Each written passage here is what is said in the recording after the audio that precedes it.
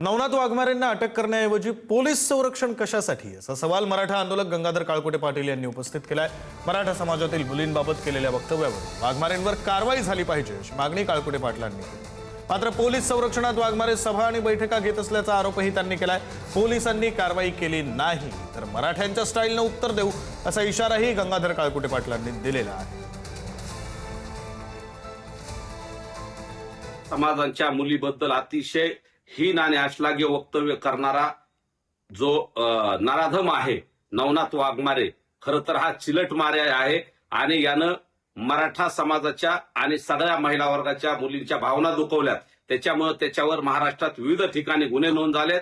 त्याला पोलिसांना खरं तर अटक करणं गरजेचं असताना सुद्धा तो आज बीड जिल्ह्यात पोलीस बंदोबस्तात गेवराई तालुक्यात सभा बैठका घेत फिरतोय।